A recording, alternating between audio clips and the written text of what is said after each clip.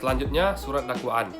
Surat dakwaan adalah surat atau akta yang memuat rumusan tindak pidana yang didakwakan kepada terdakwa, yang disimpulkan dan ditarik dari hasil pemeriksaan penyidik dan merupakan dasar serta landasan bagi hakim dalam pemeriksaan di muka pengadilan. Kemudian dasar hukum dibahas dalam pasal 140 sampai 144, 150 KUHP.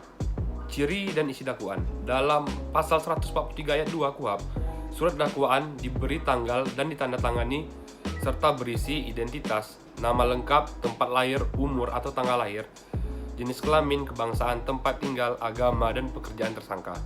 Uraian secara cermat, jelas dan lengkap mengenai tindak pidana yang dilakukan dengan menyebutkan waktu dan tempat tindak pidana itu dilakukan. Bentuk-bentuk surat dakwaan.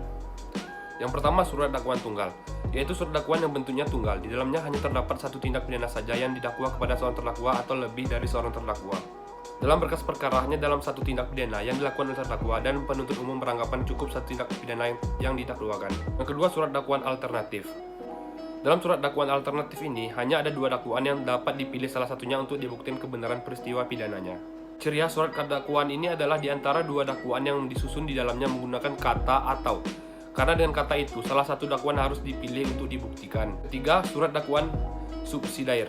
Bentuk surat dakwaan subsidiar merupakan bentuk dakwaan yang terdiri dari dua atau beberapa dakwaan yang disusun secara berurutan, mulai dari dakwaan tindak pidana yang terberat sampai kepada dakwaan yang teringan.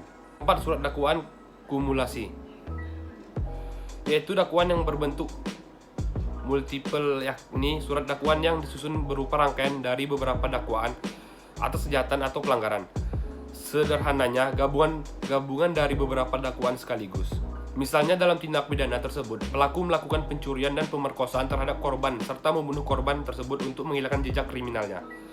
Maka perlu didakwa dengan tindak pidana pencurian, pemerkosaan, dan pembunuhan. Ya, saya rasa cukup sekian materi yang dapat saya sampaikan. Lebih dan kurang saya mohon maaf, saya akhiri. Assalamualaikum warahmatullahi wabarakatuh.